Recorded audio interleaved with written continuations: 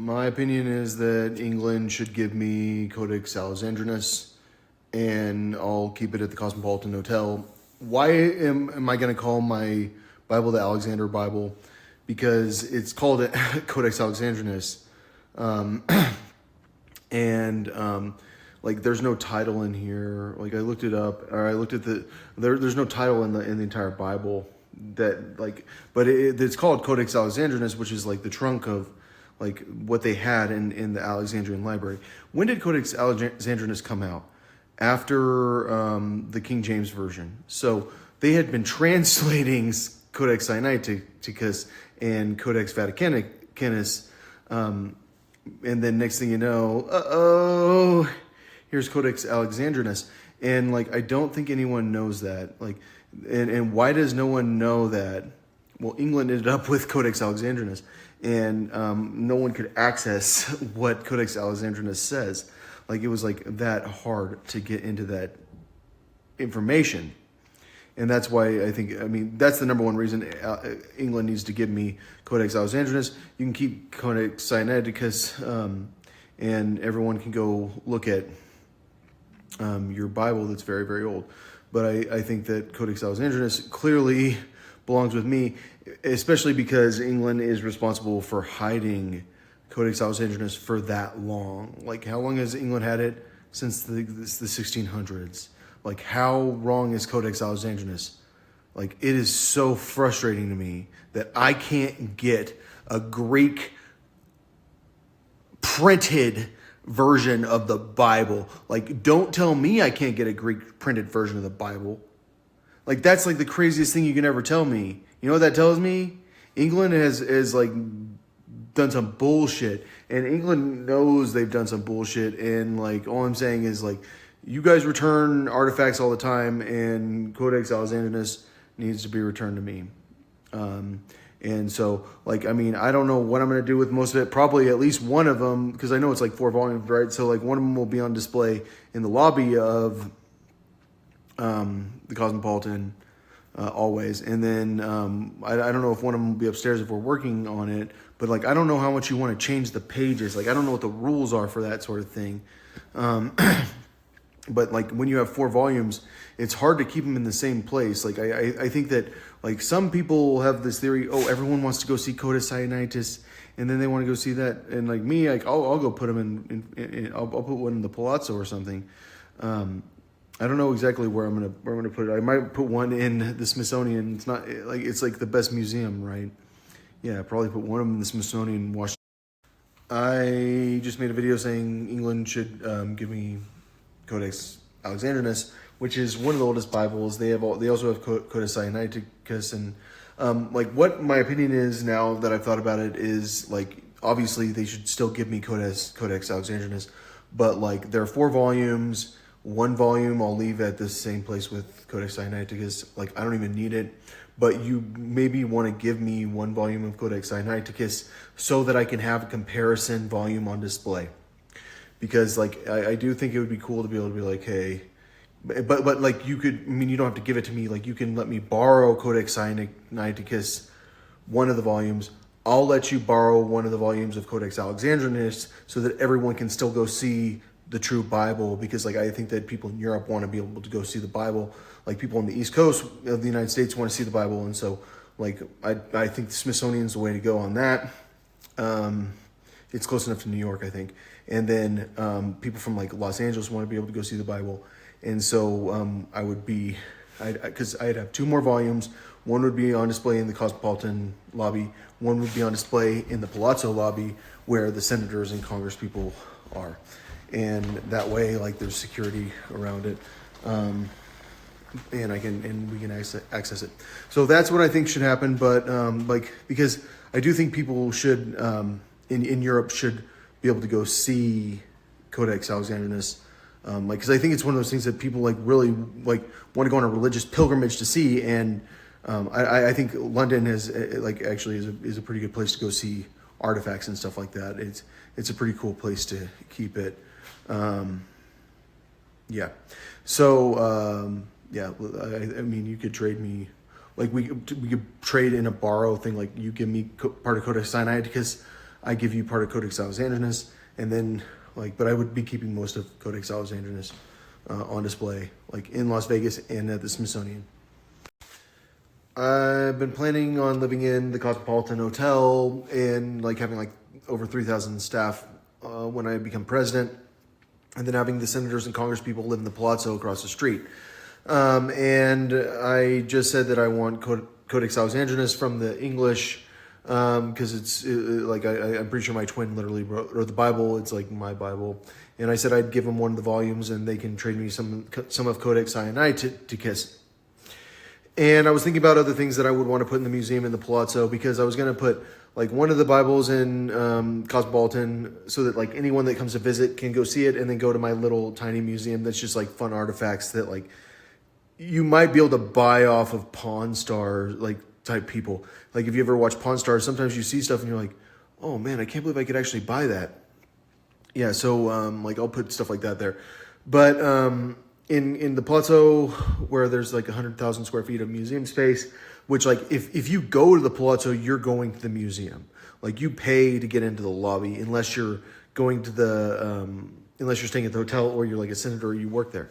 But in that museum, I was going to put, I have to go get a section of the Quran Codex, which, I mean, I if there's anything I've seen is how Dubai has reacted to me. It's oh, we're getting our own sphere. You're getting your own sphere after everything I've said. You guys are not going to change, are you? No. You're the way you are. You are you're not a Christian. You're following the bad side of Muhammad. But I was gonna get some of the Ali Hadith. I was gonna get a Martin Luther Bible, a reprint that's old, and then Origen's writings. Bill Gates has Da Vinci's notebooks, and Bill Gates is in trouble because he has a daughter that looks she's a clone. So now he's associated with organized crime. He's got to lose his stuff. He's got to go whore himself out for his freedom.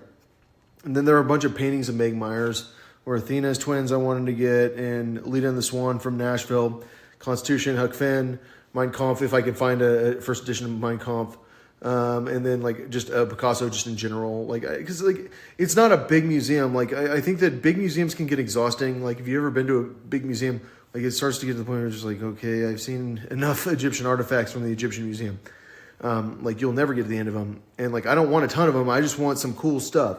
So really, this is a book area, but that could have statues and stuff and paintings. And I would coordinate with the Smithsonian to get really cool stuff because, yeah. So I think I've been talking about my plans for this museum at the Palazzo Hotel in Las Vegas, because I was going to put the senators and Congress people there when I become president. I was going to live in the Cosmopolitan. I was going to have a little museum in my Cosmopolitan with the Codex Alexandrinus, and I was going to get that from England. And I was going to put a volume in the Cosmopolitan, a volume in the Palazzo, a volume in the British Museum, and a volume in the Smithsonian in Washington, D.C. But I was also planning on sacking the Vatican. And what I was thinking is that if that came from Turkey, then that could go to the United States by plane. We could be very careful. That's Apollo and Daphne from the Vatican. I would put that in the Palazzo, right as you come in. Italy has a ton of artwork that I created, or my twins created, and they can keep it. I just want one, and no one will notice it's missing. Except for the person that loves that one specifically. And they can come see it in Las Vegas. And the Vatican Archives, what I want from the Vatican Archives is everything in Greek. If it's written in Greek, I want it. And if it's in Latin, I still want access to it if it's a Bible.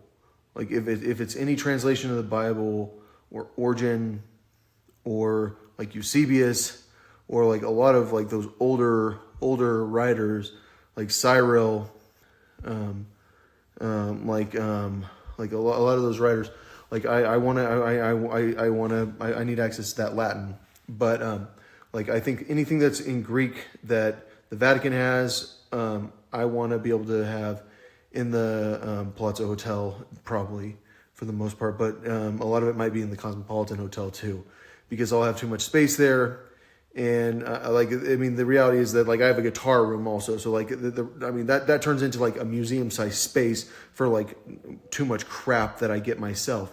But like one of those will be a dedicated, more like museum type thing, where like I will have like very very nice stuff. Yeah, so that's what I was thinking. Like, I think Italy, like, I don't think it's that, it would be that, I don't think it would hurt them financially to give me that statue and the Greek entries in the Vatican archive, and also like the Latin translations of anything like Bible or Origin or like Cyril or anyone that's like an old Christian.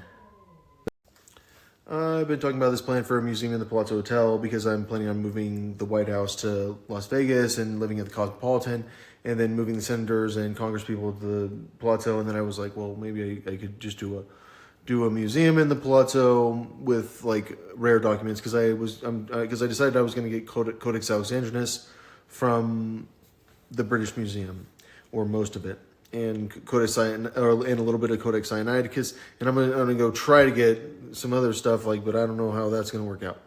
But I was gonna go get a bunch of rare Greek stuff, especially, and I was gonna go to the Vatican and take all their Greek stuff and take a lot of their Latin stuff. And now I found out that this is not even in the Vatican; like it's in Rome.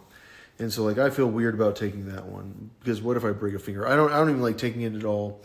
But one thing I did add to the Palazzo Hotel is like we're gonna have so much gold, and I know you can put it in a safe, and like in a normal world we all have safes and no one gets to see our gold, no one gets to know about it. But in a world where I'm putting the Bible and like all this security stuff at this hotel, like or all this like rare important stuff, and all this like security stuff like senators and stuff like that. If I'm doing that, then I could just have like a massive stack of gold somewhere, and so like I think like Fort Knox can get stacked in an area theoretically, and people could come view the gold, and it could be very fun to look at. And so, I had planned on stacking some gold up at the mall, the Crystals or whatever it's called, by the Aria Hotel, because I was going to take all these wrappers, chains and stuff like that, and I was going to sell them, because that those are more like in pieces that have been crafted into jewelry. Like they even if you don't like Kanye's giant chains, like. It is kind of like something that like if we found it during an excavation, we'd be like, this is crazy. Like these giant like gold that was worked in such a special fashion is cool. So yeah, I do think we should do that. I mean, Communist Manifesto, like I feel like it's probably hard to get. Like, I don't know which ones are hard to get. Obviously, Constitution's hard to get unless you're America. Like Declaration of Independence is hard to get unless you're America. Ben Franklin's autobiography is hard to get unless you're America. I mean, I don't know how hard it is to get that, but like a lot of things are like impossible, like when we're talking about Plato. But like I feel like the British Museum might just go, we know we don't speak Greek. We do recognize that like we have been.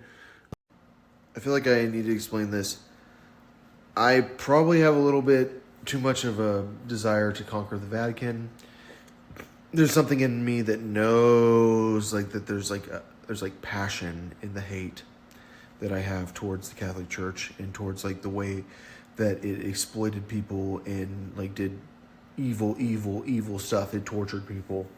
Like it did so much evil stuff. Like there's a reason there's no Greek language. It's because those people are dead. Like you had to do what Meg did and become a Roman. Like you had to get absorbed into their society. They worked very hard to get rid of that religion, and they didn't get rid of it, and that's why I'm back, and Codex Alexandrinus is back, and they didn't believe in me, and I existed, and that's why I deep down do kind of want to just conquer them like in a way that you steal a statue. Like what would Caligula do? Well, he would definitely steal my statue. Like what would Tiber do? Well, he would, or Tiberius, like he would steal the statue. And what would Nero do? He'd steal the statue. And what would Diocletian do? And all of them do. Like they would all steal this freaking statue. And the reality is the statue came from Istanbul, but like I really like don't like want it to break that bad. But I do want to conquer the Vatican that bad, and that's the thing. It's like, gosh, man. Like when you want to conquer the Vatican a little bit too bad because like it's like that time in history, conquer the Vatican. Like, because you know they will break your freaking statue. Like, because like were there statues in Israel?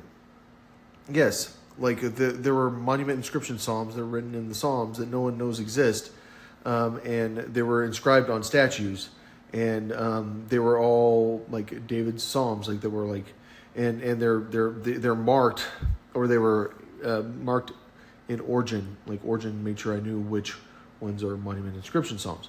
So those don't exist, and that's because like those people conquered like the Greek world so hard, and they killed people so bad, like that they. Like you were not gonna be alive if you were speaking Greek at some point. You know why I'd be a great president? Because it's 11 o'clock and I've been up since like 3 in the morning or 5 in the morning. I don't even know. And I'm still planning on looting the Vatican. So it turns out the Vatican doesn't have that painting. That's Degas. It's at the Met. I was just gonna go get that one from the Met. I bet they'll let me have that one. Like no one will notice that one's gone. They'll never notice that is gone either. But apparently, like the oldest Quran is in England also. I looked it up, and who got the oldest Quran? The Quakers, the Cadburys. So, do I think the University of Birmingham should give me the Birmingham Quran? Yes, I do. And would I like actually contract out with people to let them like borrow volumes of the Quran so that people can go look at it in the Middle East, like maybe in Egypt or a country like that? Yeah, I would actually, or maybe even Turkey. I would consider like taking out volumes, but yeah. So the bust of Julius Caesar, I think I would probably like Italy could probably keep that because that's kind of like Julius Caesar isn't that their thing. The Egyptian stuff I would keep. The Codex Vaticanus I would keep, but I would trade, and I would leave like at least one volume at the Vatican. Like the Egyptian and Greek stuff I would keep. Francis Bacon painting I would take. That stuff, the cross book thing I would just take. Like if you have any mummies, I don't even care. I'd even take them. The shield thing, take it. Athena's face, take it. Like if it's too big, don't take it. But if an expert says it's movable, take it. Yeah, because like if you're Clone Jesus, like you inherit the church, whether the church likes it or not. But I think the church probably is like going, it's not our fault. We're not the reason that the Bible is so messed up. I mainly just want to make sure I have Sirach in my collection. Like I would put Sirach at the Cosmopolitan for sure, or no, at the where you can see it. I just have it open to Sirach and Codex Vaticanus. So yeah, that means I would own a Da Vinci. That's pretty sick. I'd own a Francis Bacon, which is pretty sick. Because like, I mean, it turns out the Vatican doesn't have much of a museum. Like it really isn't that much. Like most of it's like painted on the walls, like the Sistine Chapel and stuff like that. But I mean, at least they have one Da Vinci that I think you can take. I'm up early planning the sack of the Vatican because I'm Clone Jesus, I'm back, and I own the church. And so if I own the church, I can sack the Vatican and put some of the Vatican stuff in my museum, which like I think my museum's probably going to max out at 500,000 square feet, but really 250,000 square feet is reasonable. And I think that like a lot of the museums are like 2 million. So like it's not going to be the biggest museum, but I could just put very quality stuff in there. And So I wanted Apollo and Daphne before, and it turns out that it's not actually at the Vatican. It's in Italy. And so I thought I need to go see what statues I can take from them. But here's what I can do. I've got the Pieta. I've got this one, which is, I think, very famous. And then I've got Moses. And what I can do is I can trade those three for Apollo and Daphne. And I think that wouldn't be that bad of a deal. I do want like all the Greek statues like Athena and Zeus and stuff like that. I do want Pan. Like I want whatever statues I want. Like I can go to the Vatican and look at it and like to kind of decide like if I'm gonna ruin the place by taking a statue out of there. Like suddenly that's missing. It's maybe it should stay. And so like, I mean, I do want Nero's bath. I kind of want Pope Alexander's, because Pope Alexander is kind of that guy. Like I kind of want to take his tomb. Yeah, I can trade that for Apollo and Daphne. And so, yeah, that's, I mean, I know it's kind of weird to want a Da Vinci of St. Jerome, even though I know everyone would want it because it's Da Vinci. But St. Jerome is like, don't let me get St. Jerome's painting. It's St. Jerome. It's the Da Vinci of St. Jerome. Yes, I want the St. Jerome. Like, that's the thing. Like, it's hard to explain how much I want a St. Jerome painting. But also, I would never sell any of these. Like, these are museum pieces, like, permanently. But I do think Apollo and Daphne is better as a display piece. All right, I think I've talked enough. Like, as a teaching piece for, like, my twins. When I'm talking about sacking the Vatican, what I think everyone needs to understand is that, like, they killed so many people and took this stuff, like a lot of it.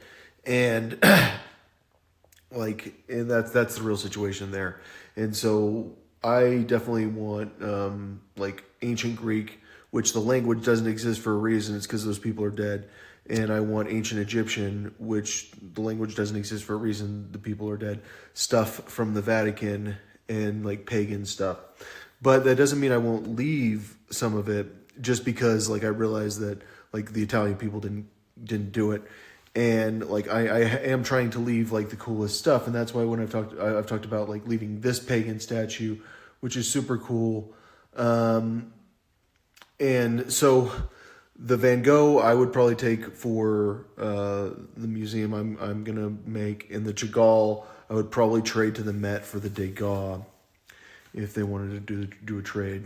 I don't know. So Egyptian doesn't exist for a reason, and like the Phoenicians like don't really exist for a reason. That culture was killed. Like the name of Zeus, like is nothing because like that culture was killed so bad, and I have such bad allergies right now. I'm getting out of here. So I'm running for president, and I'm also planning on sacking the Vatican because I'm Clone Zeus.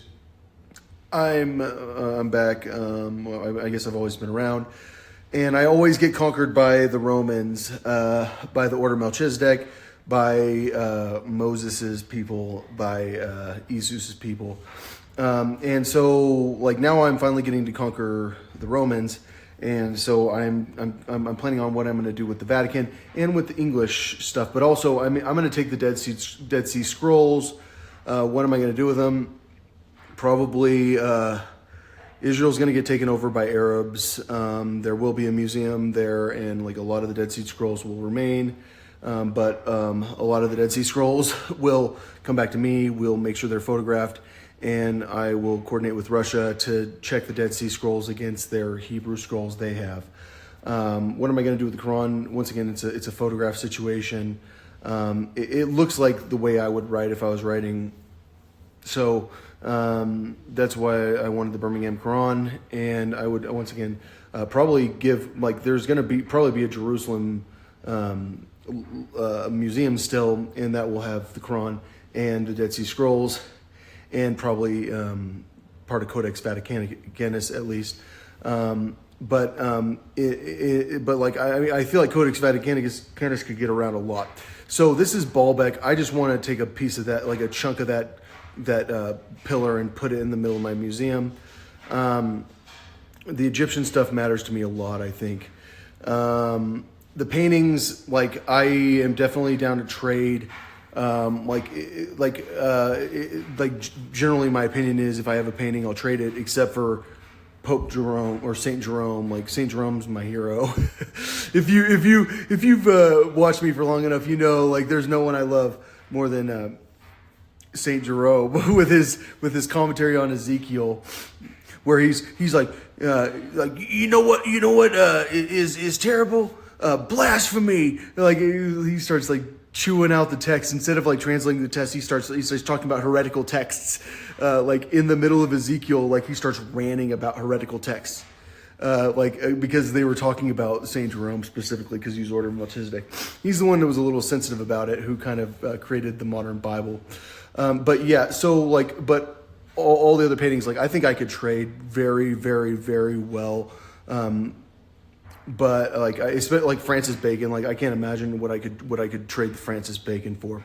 And like, that's kind of how I need to look at the Vatican artwork, I think, because like because it's so ancient, but like, you can't just trade Francis Bacon like without like his agreement, like, or can't believe this is what I'm talking about while I'm running for president. So what I was saying in my last video is that, like, you can't just trade Francis Bacon without having an agreement with the person that there are certain security things and like certain climate control things, and like, you have to make sure that like it's a secure enough facility. But that would especially be the case with Da Vinci. Like, if I'm trading you paintings and you're giving me another one, I don't care if you get robbed. But if I'm lending it out to you, where I'm saying like, I have these paintings, like like people don't see them very often, like in the United States, I'll lend them out. Then you need to have security agreements. But like, I don't have to worry about security because we're at my museum, because my museum's already like, it has enough security without the paintings there. So yeah, I believe in trading it. So the bust of Julius Caesar, I feel like the Italians might actually say like, they don't actually care about the bust of Julius Caesar. They care about the Pieta. And like, what I had already agreed on was that I would trade the Pieta and like this really cool Greek statue that's huge, I think, for Apollo and Daphne. But I'd also probably throw in Peter, because Peter's statues should stay there, because it's kind of like where they founded it.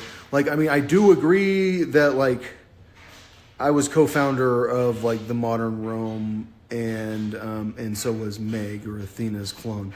And so like, I do want it to be super cool, but I do still want to sack them, because like, they really have like conquered my people. They conquered Phoenicia. They've conquered like Alexandria. And you want to talk about like, I start getting pissed off when I think about what they did in Alexandria. They conquered Greece. They conquered me like probably like when I was in Germany, I'm guessing, which I think Germany probably should get at least one part of either Codex Alexandrinus or Codex Sinaiticus or Codex, which is why I should probably actually have Codex Sinaiticus also. Like, I should have all of them, and then I can like hand them out, and then like people can have them all over. And I would not keep them all in the same place, because like I was thinking the Louvre might actually really like if there's anyone you can trade with, it's the Louvre. But like, I mean, I wasn't even thinking that way. I was thinking they might actually really like having one of the books of the Bible, at least one of them there, or like some Dead Sea Scrolls. Because like, if I have that, I've seen the Dead Sea Scrolls. Like, there are that many of them. They're all kind of like, they're all fragments. It's not like a book like this. Like with Codex Vaticanus, I have 5 books. Like with this, like I have 1 million. I could break them up. Like I could break them up probably like. So I'm having trouble figuring out like trade stuff, because the more I've thought about trading for the Degas with the Met, I realized that like that is not actually a good deal at all, because that one's so old and rare and it's worth so much more, and it's actually like that like incredible in the colors department. And so I was thinking something more like that might be a better deal. Like I don't think I can do the Caravaggio. And I'm definitely not doing the Van Gogh. Francis Bacon's too expensive. But the British Museum apparently has an Albrecht Dürer Saint Jerome painting that I really do want. And Albrecht Dürer, apparently he's at the Met also. I thought I was a clone of Albrecht Dürer, and there was a code in the painting to tell me that it was me. And I think it was 34, something like that. And so, I think the Met could still keep that there.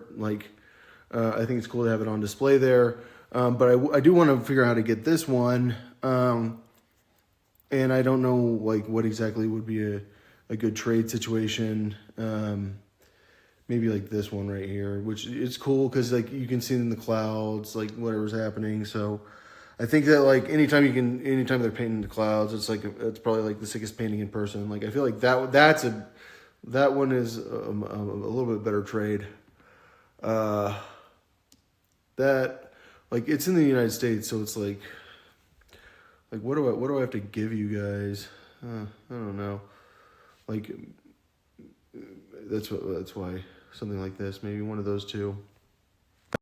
I'm still planning to sack Rome. Well, not Rome. Well, Rome is the Vatican now. I've decided it's not actually Rome because I will conquer the Vatican is what my opinion is, and because I'm a clone of Jesus, and I think that the problem with conquering the Vatican is the Caravaggio, and I think that a lot of the Italians would be like, no, not the Caravaggio, and what I would tell you is that you can trade me, and that might mean trading me multiple paintings. And I think that for Italy, it's super easy to trade 5 to 10 Renaissance paintings that are solid paintings for something like that. And because I know that's kind of crazy. My plan is that I'm taking the Vatican, but if you care enough, you can trade me for whatever I'm planning on taking. But I might just not take it anyways because I don't feel like it. I do want the ability to hustle some of the stuff, but I don't really want to hustle the Caravaggio. It's hard to not take it for myself, and that's exactly what I was thinking on the Caravaggio specifically. This one, is so sick. It's hard. Even this one, when I think about that compared to the Albrecht Dürer, I'm it's so hard not to just go with that one. But the best thing about having Vatican type artwork, which is so old comparatively, is that you can trade for you can trade something like that for in a theoretical world a Picasso, a Van Gogh, and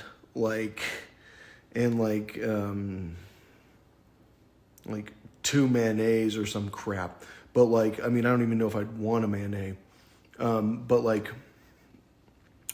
But you have to find a collector that has that collection, which you could do that, and then you could still get more paintings. You could get 23 other paintings that are from unknown artists for that, combined with the Picasso and the Van Gogh. And so there's some artwork that generally you don't want to trade unless you're getting Guernica type stuff. Priceless is more it's priceless, but doesn't mean it's not trade worthy, because you might have something priceless that's trade worthy, or a combination of priceless items. Because really I think I'm gonna have a good 700,000 square feet of museum space. I've been strategizing about how to start this museum based on the Vatican Museum, because I need a museum in Las Vegas because the White House is there and stuff like that. And I was thinking I need to trade Vatican paintings because I didn't think they had that many. But then I looked at this now, and it says that they have roughly 70,000 works of art, but only 20,000 are on display. So I think I don't really have a clue how many Renaissance paintings I have. So when I offer to trade that for 5 to 10 Renaissance paintings, I don't know how good of a deal that is, but it doesn't mean that I wouldn't do that if they were like ones I actually liked. And that, I feel like talking to the Louvre is probably the best way to do it, because they have so many works, and they have works that are not on display. And the Vatican would stay cool no matter what. It would be incredible. And so, like, when you have 70,000 works, but only 20,000 are on display, they will have like everything on display that's very old and cool, no matter what. But like that could stay on display if they want to trade me. But then I feel like I could just trade with myself. But it depends on how much space I have, because I really do think I can trade that with the Louvre. Like, I think like that's like the kind of leverage that I need in my deal making. Like, I feel like that I can trade. That I'm not allowed to trade, and it's going to stay there. But that, like, I could trade that Van Gogh, but that Van Gogh is so sick. That is so sick. Like, there are a lot of like really sick paintings at the Vatican, I think. And like, but I don't necessarily want the most religious ones, but that one is so good. I don't care that it's religious. Like, if I'm going to have like one religious one, that's the one. But I don't have to have that one. Like, if someone wants to offer me a pretty good deal, like, I mean, that for a Da Vinci, if it's a solid Da Vinci, I mean, I don't know what all Da Vinci's exist, but Da Vinci's kind of like that. But I mean, it's hard to compare that to a Da Vinci, because Da Vinci doesn't have paintings like that. I mean, the Mona Lisa, like, would I trade that for the Mona Lisa? Nah, I mean, no. That's why the Louvre might want to trade with me. They have enough pieces. So my goal was to have 1,000 paintings. Apparently, like, just in the secret collection at the Vatican, they have 50,000 pieces of art. So, like, we will have plenty of very old artwork, and I will have way too much. And I think that means that I'm gonna probably lend out art a lot to like the Met and to the British Museum, like if they want to put it on display, and to the Louvre and stuff like that, and probably to the Russians, like once this war gets over, and probably to the Chinese and stuff like that. Maybe even to the, I don't know, Egyptians don't have like European art exhibits. Like they have like their Egyptian museum is like, I'm still planning my museum in Las Vegas, and the thing is that this painting led me to other paintings by Rembrandt, and that's at the National Gallery in London, and that's a Rembrandt painting, and I feel like it's a very difficult painting to get because of the water, because of the hidden like symbols and stuff. So what I was thinking is that, like, I think that what I have is like 1,000 paintings, like, no, probably like 20,000 of like the oldest paintings in history that are like that. They're actually pretty good popes and stuff like that, but I have a feeling I have like probably like 500 St. Jerome's, because why is Albrecht Dürer painting St. Jerome and Leonardo da Vinci, and everyone's painting St. Jerome, and St. Jerome is who like translated all these books into Latin. Like he like is like the inventor of Latin, it feels like. So what I was thinking is like maybe like if I could get like 10 to 20 St. Jerome paintings together, and like and then I could trade them for one Rembrandt, and they're all St. Jerome, because that would, I mean, then you'd have like because you'd still have the Rembrandt exhibit, and it would still be like the sickest Rembrandt exhibit, but you could also have like a St. Jerome exhibit, and then I don't even care about stuff like this. Like, and I could also like get probably Latin manuscripts handwritten by St. Jerome, probably. So I think that would be probably the best way. I mean, I think that's a fair deal, especially if I'm like throwing in some Latin manuscripts, like literally handwritten by St. Jerome. They'd be cool to see for me. That's why, like, I'm thinking like this is a St. Jerome exhibit that's also art, because I'm feeling like they're like, I'm going to have my own St. Jerome exhibit also. Like, I'll probably have like a Raphael that's St. Jerome. And like, I have a feeling like I'm going to find out that the Vatican has like, well, they have like, we only have like 14 Leonardo da Vinci's. We have 73 Raphaels. Yeah. And like that, I have a feeling it's kind of like, Caravaggio, he did St. Jerome also 4 times. And Dürer, yeah, we have 80 Dürer painting. Like, I have a feeling the Vatican, like, has so many of certain people's paintings. And so, like, I think getting 10 St. Jerome's wouldn't be impossible. And like, hopefully one of them would be like, well, that St. Jerome's crazy cool. Because that one's actually pretty good. That one's in London now. No one cares, but like, I mean, they might care now. I've been trying to make a deal, or trying to plan a deal with this London gallery to get this Rembrandt painting, because it has this crazy thing at the top. It turns out that like the largest private owner of Rembrandt paintings is a Jewish person, so like I'm pretty sure I'd be taking their paintings. So I would have like a very large collection of Rembrandt paintings from him, including that. So like some of the craziest paintings apparently I can get from him. But I still have all these, like, not that, that's Pope Julius, but like I have all these Saint Jerome paintings and stuff like that that I can offer to trade. And like I'm thinking, like, if I'm offering, like, you know, like, what if I could offer like 50, and like some of them are super rare, then like what can I get? And well, it turns out like I already have all these Rembrandts and stuff like that, so I could get a pretty good Rembrandt collection. But like if I offered like 50 to that gallery though, maybe they could give me like 2 other Rembrandts, so like 3 Rembrandts total, and I would give them like probably like 50 Pope Jerome's or Saint Jerome's. But they would have to be women paintings. They don't have to be like, it doesn't have to be that one, but like they just have to be paintings with women in them, or like I think this monk's all right too. And so that could be a deal. But I think that like the reality is I might end up with so many Rembrandts just from this Thomas Kaplan guy that like I don't need to do a deal. But I have so many Saint Jerome's, and so like I might like just put up, like, just cover like an entire like massive area with like 500 St. Jerome's. But like, do I really want to, like, what if I have like 5,000 St. Jerome's? Like, do you think I have 5,000 St. Jerome's if they have 50,000 in the Vatican archive, but they don't know how to get rid of like Da Vinci's other painting he did of St. Jerome? Don't tell them I have 8,000 St. Jerome's and they're all by Raphael. Like, I mean, like, wouldn't that be like a very like crazy situation?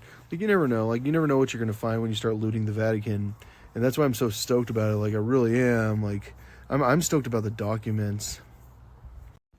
I've been looking at the White House paintings because I wanted a painting of Benjamin Franklin, and it turns out that they actually have some pretty good paintings, like of random first wives, like Taft and Harrison's wife and Nixon's wife and Mary Todd Lincoln's, like, probably one of the sickest. But then there's Teddy Roosevelt. Of course, I'd take that, because I think that what I'm going to have is like 300 to 400,000 square feet of museum space compared to the Denver Art Museum. That's like double, and Denver Art Museum is pretty big. And so I think that I can take as much from the White House as I want. Like, it's hard to not take a Nixon and a Bush and stuff like that, but it's like, am I awarding bad behavior? Like, you're bad, so I have to put you on the wall. But clearly, like, there's nothing more essential to have on the wall than like Lincoln, Eisenhower, and Teddy Roosevelt and stuff like that, and Benjamin Franklin, and George Washington, obviously. So yeah, I think that the art museum's going to be like crazy good if I manage to take over the Vatican.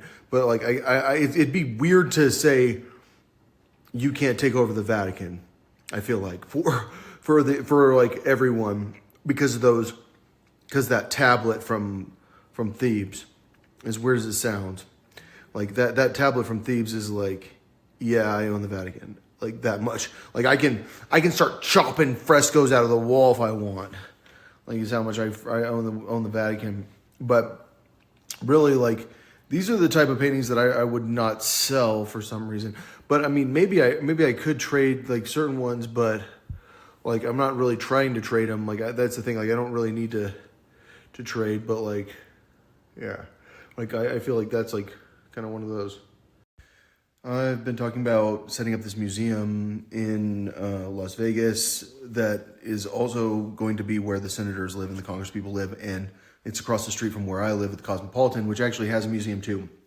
And I think that will be more like newer modern art, like I'm gonna be confiscating so many rappers like stuff and like musician stuff, like mafia people stuff, that like who knows like what I'm gonna get from Miley Cyrus and from Taylor Swift in the form of art. Like that's not really, but that's not the same as like the museum that could have the Resolute desk from the White House, because we're moving the White House to Las Vegas, and it would definitely have Martha Washington. And I think the wives like is one of the best parts of the museum. I think definitely we would have the president's pictures there at a minimum, even though we probably wouldn't have all of the, we definitely wouldn't have all of the artwork, like, but you have to have certain ones. Like you just have to, because it's American. Which, by the way, to the genius of Benjamin Franklin, is something they have in their collection. And I think that when he invented the lightning rod, it really was a big deal. But so what I read, it was saying like he's like Zeus in the picture, and he's got a girl. I like that he has a girl. It's Lady Liberty, but in the other one, he looks completely different, and she looked completely different too. But she was pretty hot in the other one. Okay, so I like the painting. The White House has it. So this desk, do I want it? Do I want to use it? Do I want to keep it at the museum? I think I'd probably keep it in the White House, and the White House would be full of art, and the White House would be an American art exhibit specifically, and like president exhibit type thing, like where it's just like cases full of stuff you can look at, and then you'd be able to go in like the nuclear bunker and crap like that. Like I think maybe like the tour would be like, you get to go in the Situation Room, you get to go you can go sit down at the Resolute desk, that sort of thing. So yeah, but I think that 200,000 square feet is probably more than I actually want in a museum. I don't want my museum to have like every single thing. Like if my museum has every single thing, that's the Smithsonian to me. Like I feel like there can be like museums like the Met, which like that's for like you can store antiquities in a way that like you can get overwhelmed by viewing it, which is the Egyptian Museum also. Like the Egyptian Museum, like they have so much crap that like you have seen the same thing like 100 times, and you are so tired of being there. And like I'm trying to like be like my sermons. My sermons are all, I try to keep them around like 9 minutes a lot of the time, or like. All right, so I've been thinking about what I'm going to do with Codex Alexandrinus and with my Qurans and with Codex Vaticanus and Codex Sinaiticus. And what I've realized is that there are so many books like that in Codex Sinaiticus and even in Codex Alexandrinus. And if it turns out that there are that many books, then I'll probably put them in 11 different museums. The AI is marked for like after Israel's done. Like, because I think there's going to be a war with Israel, and if that's the case, I'm not putting it in the Middle East until the war's done. But once that's over, we can do that. And in Moscow, like, I'm not putting it there while they're at war. And there's a stipulation in the event I tell you that I get to get it. You have